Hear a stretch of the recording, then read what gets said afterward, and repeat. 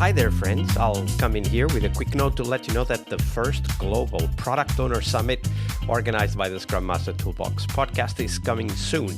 To know more, check out the bit.ly/Product Owner 2023. That's bit.ly/Product Owner 2023. That's all one word, all lowercase. And stick around to the end of the episode to know more. But for now, on to the show. Hello, everybody. Welcome to a very special bonus episode of the Scrum Master Toolbox podcast. And today we have a tag team. We have with us Chad Beier and Jeff Bubolz. Hey, Chad and Jeff, welcome. Yeah, thanks for having us. Yeah, thanks, Vasco.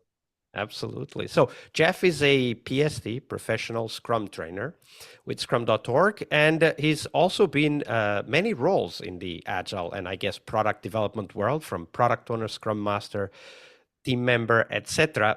And he's also a fellow podcast host. Jeff and Chad host the Agile Wire podcast. I'll put the link in the show notes so that you guys can go and check it out. And Jeff also speaks at conferences across the US and is very active in the Wisconsin Agile community.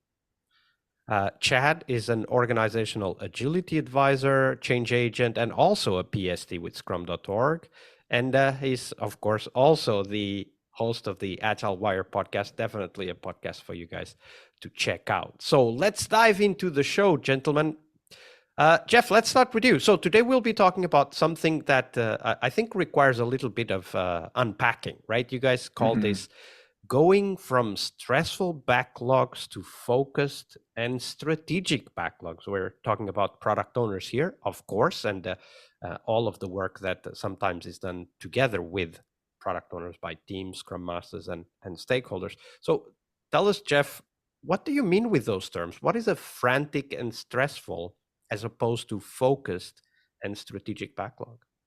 Yeah, so I think, we see these patterns emerge across, many clients that we work with, lots of different teams where, the things inside of their backlog, they end up becoming very almost task-based, and they try to please everybody.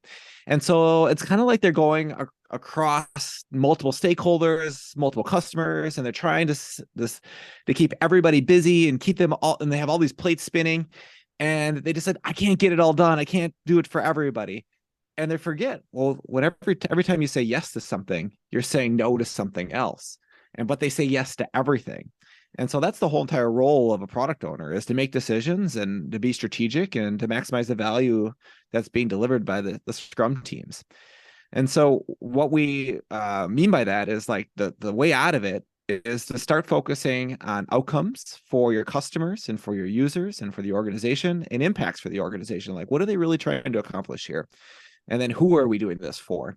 And if you start there, you start to think about options that you have. And then those options help us to become more strategic and focused on where we want to go in the future. All right. So we've heard about the reason why it might be frantic and stressful, right? Because if we're saying yes to everybody, we're really spinning up all the plates at the same time and trying to keep them up and spinning. And of course, I can imagine how stressful and frantic that could feel. But let's unpack this a little bit more. Jeff, you use the term task-based backlogs. So explain what that is and what is the different type of backlog that you're looking for. Yeah, so a task-based backlog might be using words like do some analysis, do some design, do some build, create the API, create the front end. Those might be the actual backlog items instead of the tasks. And so your thing might say, like, let's just say we're doing credit card processing or something like that. Like, do the analysis for the credit card processing, do the design for the credit card processing, write the API for the credit card processing, create the back end for the credit card processing, create the microservices for the credit card processing. And there might be different people we're delegating those out to as a product owner. And at that point, you're becoming more of a project manager than you are a product owner, right? So we want to release all that control, let the team be more self-managed. And it's like, what is the thing that you want? Credit card processing. What type of credit cards? Okay, what are the rules around that? Like, what kind of validation would might the team need to know about? Like, let's help them get to clarity. And then, like, that's one thing for the team to rally around. So instead of trying to divvy out everything to all the different team members, like, focus on, here's a goal for the team to achieve, and let the team figure out how to do that. right? They're very smart individuals. We pay product developers a lot of money. Like, they can handle this. They know how to do this stuff. We just have to get out of their way a lot of times. And Chad, let's turn it on to you. So we've heard what this task-based backlog might be. And of course, you guys use a contrast. You talk about focused and strategic. So what does a focused and strategic backlog look like? Let's take the card processing example that Jeff was talking about.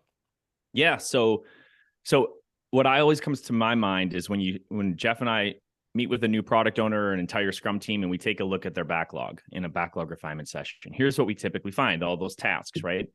And what we typically try to do to surface how far away we are from strategy inside of that backlog is see how long it takes to answer the question, why, when you look at one item on that backlog. And so let's just take the example of like create the API, a very task-based product backlog item, right? The first question is, well, why are we creating this API? And typically what we find, unfortunately, is that it takes maybe 5 whys before we get to the real essence of that product backlog item. And so that's kind of what we mean as far as your path to strategic inside of your backlog is zooming out. It's moving away from the granular, right? Not all the way away. We still want items that we can handle within a small iteration, but we have to zoom out and capture more of the what and the why in that statement, in anything that we document in that backlog. So when we talk about it, our conversations start in that impact outcome statement instead of down in the weeds, right? And again, this can be hard. A lot of times, teams we walk into, they're not even using sprint goals, let alone product goals. And so the backlog is it's a catch-all, right? It just catches everything that anyone who has access to throws into it. And so if you're a product owner, right? Imagine if you had a to-do list for things you wanted to accomplish around your house on the weekend, right? But all your neighbors could add things to the list, or anybody could, like, so many things get added, and it's like, well, I don't have time to do all that stuff, right? Like, isn't it a little bit like if you would do let's imagine this cleaning example at home. I guess everybody would relate to that. And instead of writing iron the laundry, you would write iron sock 1 of model A, iron sock 2 of model A. Right. Iron the red underwear, iron the blue underwear. Like that's what a task-based backlog would sound like, right? Exactly. Right. And then you start to ask, well, why do you need your laundry done? Well, I'm leaving for a trip on Monday, and I have to have all my clothes clean so that I can pack them into my bag. Oh, well, why are you leaving on a trip, right? You find out what you're trying to accomplish by asking whys. I know it sounds really common sense, straightforward, but this is why I think Jeff and I have been kind of on a tear to sound the alarm on this. When someone is in a stressed state, it's hard for them to see the forest through the trees. And so they need somebody to tap them on the shoulder and say, hey, your backlog's, tell them the kind truth, right? Your backlog's a mess, but we're going to help. Like, just zoom out a little bit, right? And get to those strategic. Just write the pack the bag for the trip. Exactly. So anyway, I hope that helps. When we talk about this contrast between frantic and stressed, or strategic and focused backlogs, of course, we need to figure out, okay, so but what works, right? Like you said, Chad, you said, let's tap them on the shoulder and say, hey, the backlog is a mess, but let us help you. So what have you find? Let's start with Chad. What have you find that actually works for bringing the product owners, and I'm sure also the stakeholders, to the realization and then the tasks they need to do in order to get that backlog to be more strategic and focused? Yeah. So I'll just pick up where I left off on product goals, right? A lot of times there's confusion with product vision and product goal. And so product goals just don't get used. And so what's the difference? Well, product vision is something that's a little longer lived. It's like, why do you exist as a team organized around this thing you're trying to sell, right, and move forward? It shouldn't change very often. Your product goals, they're a long-term objective, right? So they're really, at the end of the day, just the theme within your backlog. And a lot of teams just don't have that categorization or organization within their backlog. So one starting point we always highlight is try creating some thematic summaries of impact and outcome statements to summarize your backlog, right? And so again, you're you know how when we think about, I guess, decomposition, right? Project management on project schedules, or whether it's just decomposition, breaking down of your backlog items, we're recomposing at this step. We've gone too far into the weeds and we have to recompose. So that alone, right, is a starting point to try to bring some focus for your team, focus for your stakeholders, focus for your entire product. So let's take the example of the credit card we were talking about. Like how would you recompose, as I think that was the word you used? How would you go from all of those tasks to having a theme, maybe? Yeah. So maybe like if let's just say, it's credit card payment, but then we're like, well, why? What do you want? Well, we want to have Google payment, or we want to be able to do these things in the future. Well, why do you want all those things? And then you're like, oh, well, our shopping cart abandonment rate is really high. And so we feel like we're losing a lot of sales that we could be getting. Oh, so we want to reduce shopping cart abandonment rate. Okay, so what are we going to do first? So we should just be able to process normal credit cards instead of only use Apple Pay or something like that. Okay, so let's run that experiment, see if that impacts things. Let's try another experiment. Maybe we need to move things around in the GUI. Maybe there's some thing from a UI user's perspective that's really getting in the way, that's really painful. Like maybe there's something else there to change that result. And so we should like look into that as a team of like, I don't know, like almost like scientists looking like, how do we change this result? We have a hypothesis, we're going to run some tests, and then we're going to rally around that. And so you only get so many things that you can work on at once. And so one of the things we really do help organizations figure out is how to rationalize the demand for solving all the problems they have and the delivery. They only have so many people to do things. If we try to stay busy doing all this busy work, all these tasks, all these activities, we don't solve really any problems for the organization. Yeah, and that's actually the problem, right? Because when you go too far into the weeds, you get a lot of churn. You can do actually a lot of work and get nothing done from a customer or business impact perspective. Exactly. And, Scrum teams are very expensive. And so like, I think sometimes just highlighting for a team, like what do you really cost the organization? In the US, it's probably somewhere between $50,000 and $75,000 a sprint. Like that's the average cost, I would say, that we run into many Scrum teams. And so it's like, okay, so what did we deliver in 2 weeks for that? Did we get value? Or did we just do a bunch of things? Did we do a bunch of activities? What problems did we solve for the organization? Are they getting a good deal? Because we're getting a comfortable paycheck in our bank accounts. What is the organization getting? And we should be focusing on that. Yeah, I think if I go back to my lean roots, I would say that the biggest waste is the waste of human potential. So if you just forget about the money and think about what these people could be doing in effective and productive organizations versus what they are doing in our organization, and what does it look like, right? So let's break this down for Scrum Masters, because we have a lot of Scrum Masters in the audience, and Scrum Masters want to help their product owners to kind of get started, maybe even have like a small step-by-step facilitation idea in mind to go from this stressful and frantic to focused and strategic backlog. So Chad, let's go to you. What would be maybe 1, 2, or 3 steps you would advise our Scrum Master listeners to start with, so that they would get the PO at least to open to the idea that the product backlog would need to be more focused and more strategic? Yeah. I mean, it can start in the next refinement session you're in. So here's I'm a change agent at heart. So here's my nudge to everyone listening. If you're a Scrum Master, like, don't wait to do what I'm about to tell you. Like, do it in the next refinement session you're in. So one thing from a facilitation standpoint is at the beginning of a session, just reminding everybody, like, why do we even refine backlogs? Like, if we can't answer that question in a very short amount of time, then there's an educational opportunity, right? So Scrum Master lives and breathes many stances. So shared understanding, right? That's what we think of when we think of, well, what is it really there for? I mean, why do we document stuff in the first place, right? We're transferring some level of knowledge for a conversation so that we can just go build the stuff and get value from it. It's a temporary artifact. It's means to an end.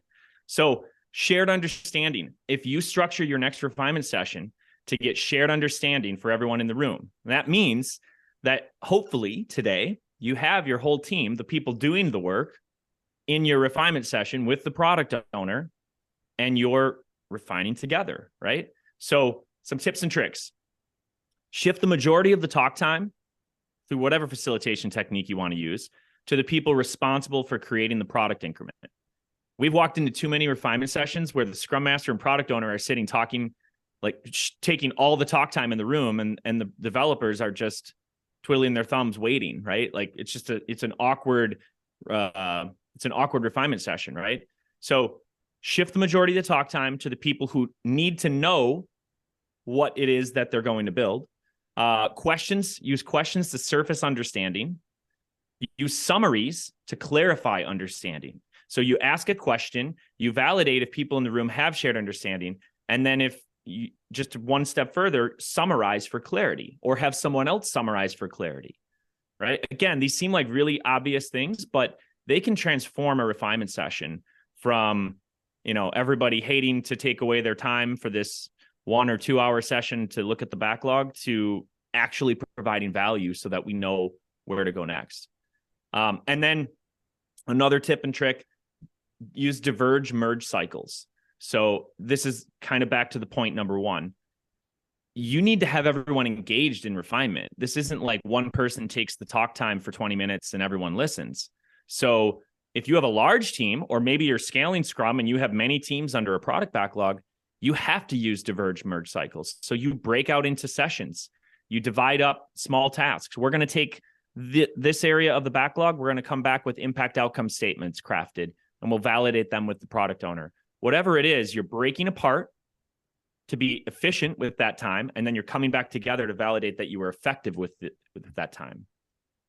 So that's just, I rattled off quite a few items, all within that category of getting to shared understanding.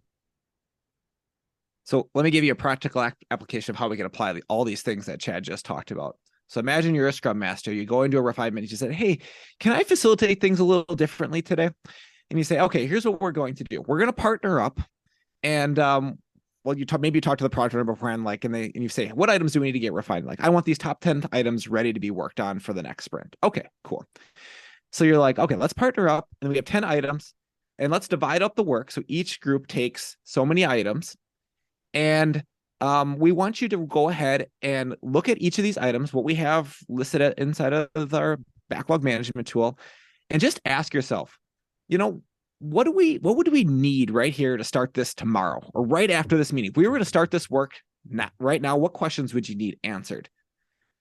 We don't have to figure all the details out, all the tasks out of who's going to do what fields we're going to use, all the minor details that will emerge. But what do you need to know to get started on this right now? And take 5 minutes or 10 minutes or whatever the time box you want to use. Let them partner off, come back with their questions, and almost do like a show and tell when you come back. So now you went from everybody looking at one screen and one person typing, and it's very monotonous, to everybody's engaged, everybody's working on it, everybody has homework to do, everyone comes back, everybody's engaged, and we've done that diverge merge cycle, and we merge shared understanding when we come back, and then we stop. We stop when we say these product backlog items are ready to be worked. Don't get into the how, don't get into the details, because, back to, not liking waste from a lean approach, like if we go too far and then all of a sudden we change the direction we're going, that's wasteful too. So that happens all too often. So stop when you're ready. And then if you get all those things done and it's, you only used a half hour or 45 minutes and you're done early in the time, go back to work, right? Like you're all ready to go. So we found these to be not only they save time, they get people more engaged, and they get people to have like a higher level of shared understanding where we have to document less, but we know more and we can deliver better results for our organizations. And of course, that's what happens in the refinement. But we need to get the product owners ready, right? We need to get them to understand what it means to be strategic and focused. So, Jeff, let's go to you. What has worked for you in the past to get the POs to realize that their goal and their role is not to write down requirements that might have been, way back when in waterfall times, but rather that their role is to provide direction, focus, and strategy for the team to work on. So what has helped you guys to convince product owners to take that stance? I think many of the product owners already, they want that. They just don't know how to get there, right? So they want to be strategic. They want to be focused. They just don't know how to do it with all the demands that are coming in. So I think the why usually isn't the struggle that I have. It's like, how do we get there? So one example of something you could do is take any of the canvases. Maybe it's a lean UX canvas. Maybe it's a lean canvas. Maybe it's a business model canvas. And you get your stakeholders and you get your Scrum team together and you try to create this one pager. That shared understanding in an hour or 2 hour session of like why we're doing what we're doing can then be a North Star to where we're going. That's really what strategy is, as a North Star, right? Like we're trying to help us make trade-off decisions of, do we go left? Do we go right? And that can be one thing. But what's really one of the things that are key about any of these models is you have limited space and limited time to do them. That focus, we could create a 100-page PowerPoint to talk about this stuff. But you know what? That would take many months and people wouldn't read it and people wouldn't use it. It has to be something that they can use, that they can remember and that they can reference quick. We could talk about it in a sprint review, maybe like for 2 or 3 minutes to kind of refresh everybody's memory. They're like, yep, that's where we're going. This is what we're doing. And then like, this is how what we did over the last sprint applies. And here's how we're going to do in the future applies to this. So I think that those things are key. How you do that. I mean, sometimes people get pretty prescriptive with roadmaps. So I guess I would say, like, if you're there, like, let's try to back up from that from a second and say, like, why are we doing this roadmap and why are we putting things in it the way we're putting them? And let's really try to like outline that in some type of canvas or some type of business model. Or we've done like product boxes before for groups where they try to create like basically the software box that you're going to buy off the shelf. Like, what would that look like? What are the key features? What would we try to sell this user on? And then like when you're doing something, you're like, well, does it align to what we said we are going to do here? It can really focus the group. I've seen that, like, where, you know, product owner says, I had this great meeting with this executive and we're going to go ahead and we're going to pivot. We're going to do this thing. And the team's like, wait. Remember like a few months ago when we did that activity? Like, this doesn't seem like it aligns to that. And the product owner is like, oh, yep, you're right. I need to go back and talk to that person. Like, this is not the direction that we want to go. This is not that strategic direction. This is a bigger decision. I need to have some more conversations. So those are some things to think about, many different ways to get there. But definitely some type of visualization that helps you to identify, the direction that you're going. And when you think about this, you were talking about like the product box exercise and so on, which are kind of, you call it, what was it? Reconstructing? No, it was. Yeah, like reconstructing your very detailed backlog into something that's like, yeah. Here are the origins. I like to use the word synthesis, right? Like you get a lot of data points and then you kind of try to aggregate that into something that is coherent, right? Because when you have a lot of data points and you don't have a coherent view, it becomes noise, right? Mm-hmm. And frantic and stressful backlog is very often noise when it comes to delivering outcomes and impacts. Chad, let's take it to you. What have you found in your practice that helps the product owner to step out of the noise and to realize, even before we do those exercises, that they are falling victim to the idea of being very specific about everything they're asking, right? Like, and producing a lot of noise that way. Yeah, I mean, I think it comes back to every time I think about strategy, I think about the word focus. And it doesn't mean everything in strategy is focus, but so much of it is, right? So anything you can do, especially for Scrum Masters, right? Anything you can do to help your product owner. I mean, one practical thing, next week, maybe after you listen to this, start the conversation by just asking your product owner, does your product backlog right now does it make you feel stressed and why? Or does it bring you joy and why? Like, that might be an interesting start to the conversation, because you could start to throw all these tactical tips and tricks we're throwing at you, but maybe you don't need those right now. So just start with asking your product owner, how are they feeling? Like, do they feel stressed? And then whatever comes out of that conversation, check it against the things that we've shared today, and then maybe work towards that, right? So it could be that you just need to bring more focus to those items. And some of this work can be done in advance, like we said earlier, of even involving the entire team. When it comes to ordering decisions, right? Let's say it's hard to start ordering all those granular items, but let's say we go to a team refinement session and we zoom things out a little bit, right? So now we're at a little higher level in our product backlog. Now you might be able to bring some of that strategy and focus just by making some tough trade-off decisions, right?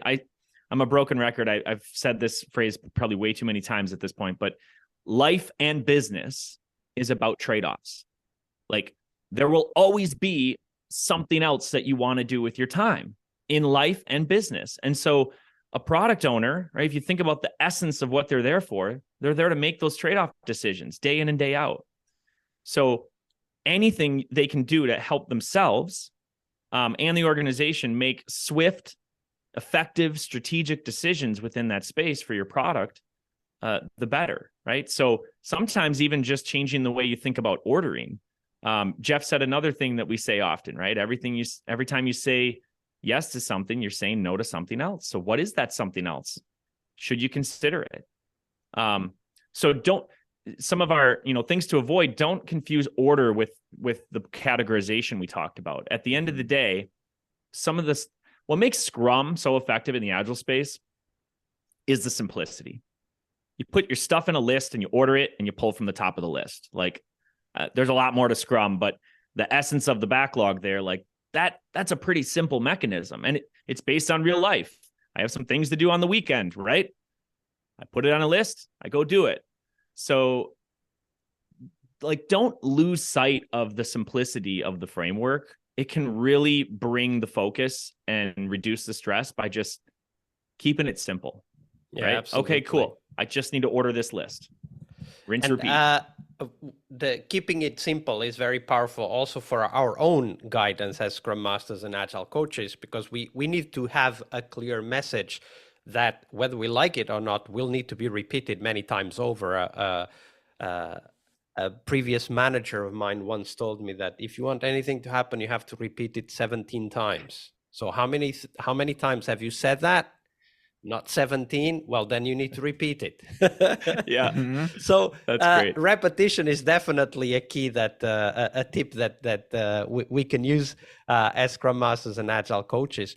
But when you guys have worked with many product owners, so it benefits us as Scrum Masters kind of be ready for what's coming. So share with us. Let's start with Chad. What are some of the usual problems teams and product owners face when they start their journey with you from stressful and frantic to focused and strategic backlogs?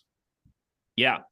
I'd say one common pattern that we've seen over and over again is that, unfortunately, I have to preface it with unfortunately, the company culture has for years turned everybody into an order taker. And that doesn't mean that that's blame on the people on the team. It just means they've gotten used to just having things handed down, spoon-fed as a solution on a backlog instead of a problem statement.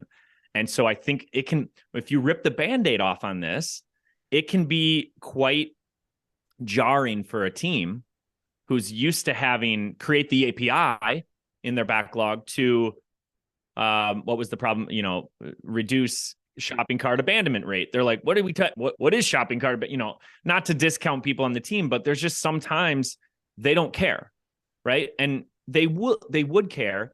Back to the repetition, the more they just start doing things in that new way. So I think that closing the gap between used to getting solutions in your backlog to getting problem statements, it doesn't happen overnight, right? So I think that's just something to be aware of, but don't let that hold you back.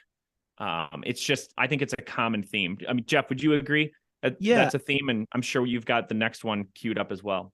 Yeah, I mean, I think I'm thinking of, a quote we say all the time. It's Craig Larman. It's, culture follows structure. And so I think what we find in organizations is that the structure is that each of these backlogs or teams are aligned around a component or a technology or something that isn't aligned to outcomes or impacts for the organization. And because of that, they have multiple handoffs inside of the organization. And so then when they look at us and they say, but Chad and Jeff, How do I do that? We're just an API team. How do I affect the shopping cart abandonment rate? We can only do this part, then we're going to hand it off to these other 3 teams. And so I don't have control of that. And so then that becomes down to an organizational structure and having real true cross-functional teams that are problem-solving teams and doing that. But, that seems so big for a lot of people. Like, how do we even get started? And how do we even get that, get some kind of change happening there? And so one of the common things that we tell almost every organization before we even get started with them is start tracking those dependencies. So you want to go ahead and you want to reduce shopping cart abandonment rate. I don't think you'll have any executive or leader in the organization stakeholder saying we shouldn't do that if that's like your strategy. Like, okay, great. I love that you're thinking that way. They're going to say we want to solve problems. And then if you say, well, the problem is that we're the API team, and every time we make a change, that front end team's got to do something. Like, what if we ran an experiment where we said, hey, I think we can do this faster if we just add that skill to our team, and maybe we give them some API skills so they can solve some of the problems they're trying to look for. Like, if we track and say, like, we're waiting on this one group the most, and like the most frequently and the longest, like, that's a no-brainer. Like, take that number one problem, add that skill set to your team, and reduce that delay, and see what happens to your cycle times. They'll probably get really much faster. The organization will be happy because your delivery is faster, and they'll be solving more problems for them. And they'll be like, okay, let's try the next one. And then your number 2 becomes your number 1, and maybe you try that one next, right? And at a certain point, there is a law of diminishing returns. Like, once in a while, you might need a lawyer on your team to approve legal copy. Probably don't want a lawyer on your team 100% of the time. Like, that might be a point where you don't do that. But like, most organizations have gone too far in the specialty realm. And Chad and I say this all the time, like, specialty is the enemy of agility. So if you want to be responsive and adaptive to change, and you're very, very specialized, you're only going to be able to do one thing. You're not going to be able to be very, very adaptive and responsive. So don't be surprised, Scrum Masters, if you start pulling on that thread of like, hey, why are we organized this way? Like, you're going to probably uncover a significant organizational structure impediment that you may have to spend years working towards, right? I mean, again, a lot of times this will present itself in your backlog. You'll actually, instead of having a flat, simple list like we talked about earlier, you'll have layers, parent-child relationships in your backlog, epic, feature, user story, and it's a full-time job for somebody to maintain the relationship and all the coordination of keeping those relationships. Our suggestion, don't do that. Keep a flat backlog, right? You can have an epic in your backlog, but it's just going to break down over time into a smaller piece. And then you keep track of the impact outcome statement for that. So that presents itself, right? Maybe the cultural, but the organizational structure impediment, it presents itself in what your backlog looks like today. So roll up your sleeves as you start to work towards this, because you're probably going to just uncover many more impediments as you go. So that you guys have been using a term, impact outcome statements, quite extensively, and we'll put a link on the show notes for people to go in and research and investigate that more. But for those of us that are listening and are curious right now, what do you guys mean exactly? Jeff, let's go to you. What do you guys mean with impact and outcome statement? Yeah, so an outcome is a behavior that you're looking for from somebody else, right? Typically, it's a customer or a user. If you're an internal team, it might even be internal people that that you're looking for something to happen. And so you're tracking that. So shopping cart abandonment. I don't want people to leave our e-commerce site with things on their cart that they haven't paid for. Like, I want to reduce the rate that happens. Like, they thought about buying it, but then they just decided not to. Like, why? Was our shipping cost too high? Was there something in the way from them hitting checkout? Was our form too complicated? Like, what is that thing? And so that's an outcome. We're trying to accomplish a goal there. And then the reason we have an outcome is because we want to have a benefit as an organization. Like, organizations exist to solve problems for people, for our customers, for our users. But they also need money to survive. And so sometimes it's money, right? And they say, well, we're losing out on a lot of revenue. And so we want to increase our revenue. And one way we think we can do that is to go ahead and reduce the amount of shopping cart abandonment rate that we have. And so these things link together, but you can't just say, like, I want more revenue. If you say that's not strategy, that's a desire. And I think that's where we see a lot of organizations. We need to increase revenue by 12% in the next quarter. Okay, how? Tell me, what is our strategy? Like, are we, that's the next step to ask as a product owner and try to figure out, like, we have to narrow that down into something that's more strategic and focused, or we're just going to be doing a lot of stuff.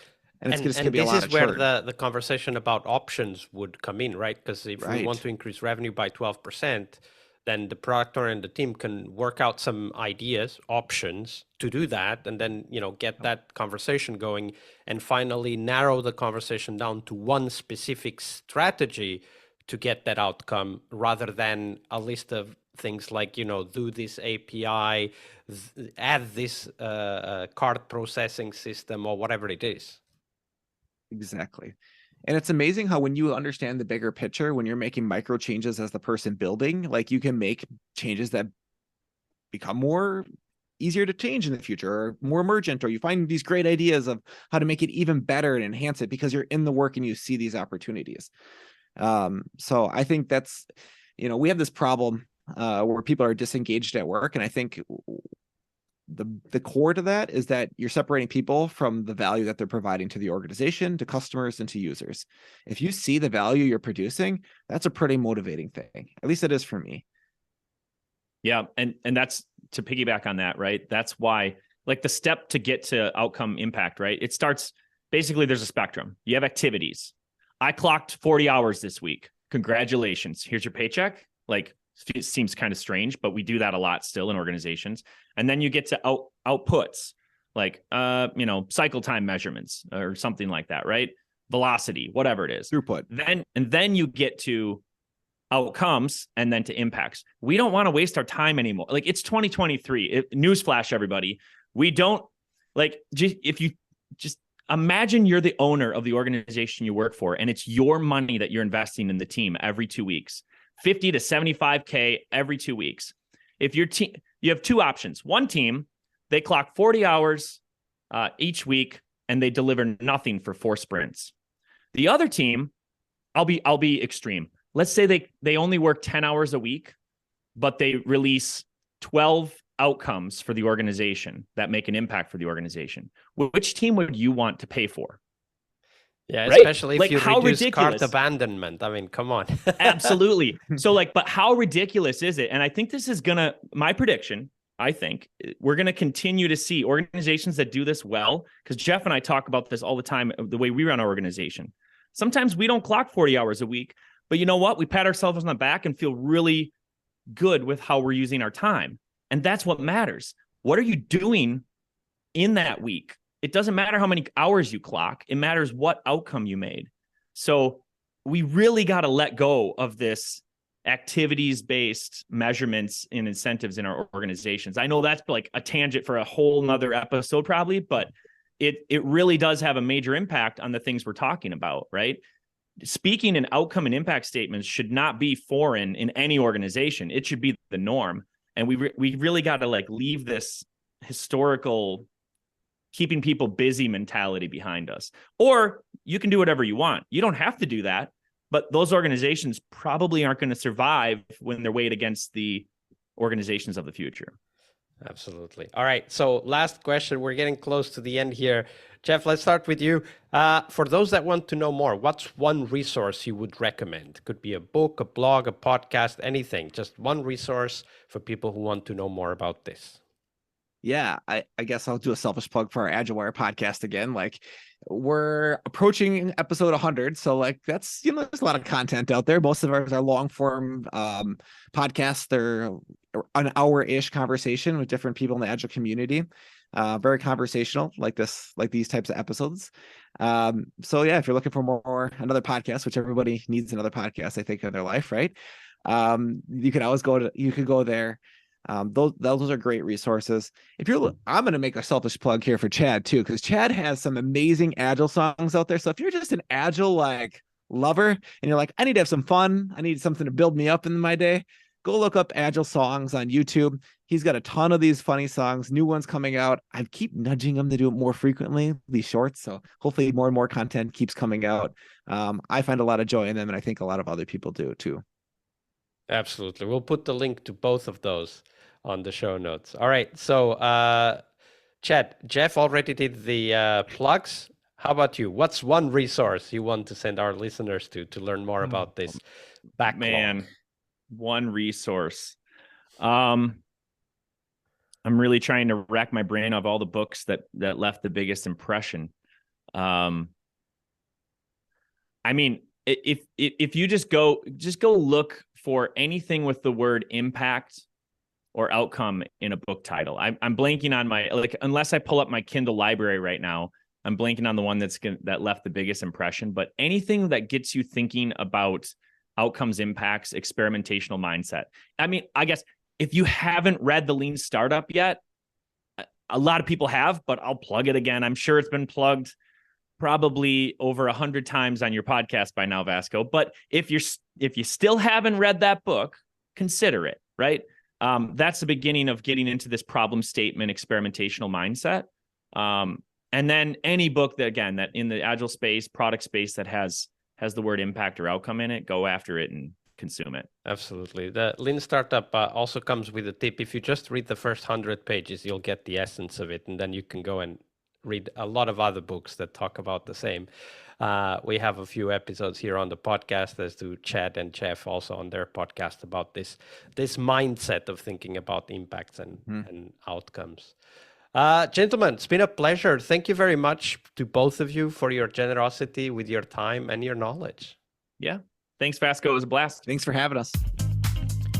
Hi there, Agile friends. Thank you for sticking around. This year's first global summit dedicated to the product owner role in Scrum will have some amazing keynotes and 2 tracks filled with first-hand stories and experiences for product owners to learn more about that critical Scrum role.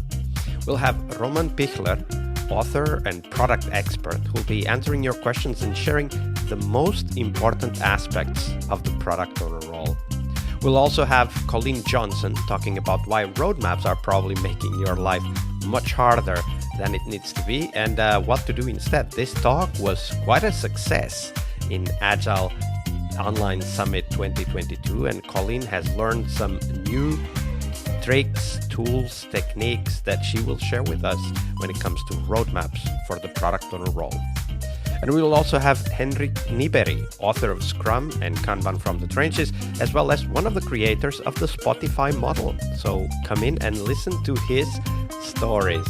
And we'll also have, of course, 2 tracks with many more sessions and even some live sessions. The 2 tracks will cover practices every product owner should know, where we'll be hosting conversations on topics that product owners need to be familiar with, like backlog refinement, planning, and much more.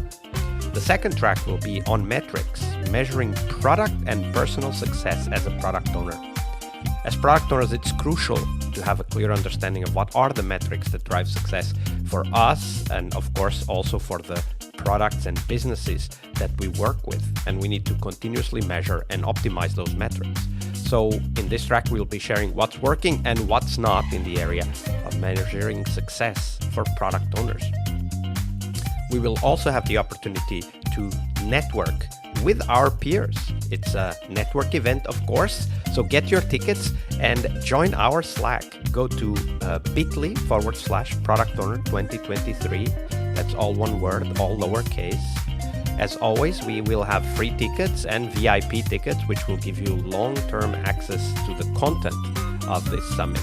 So check them out at bit.ly/product owner 2023. All lowercase, all one word.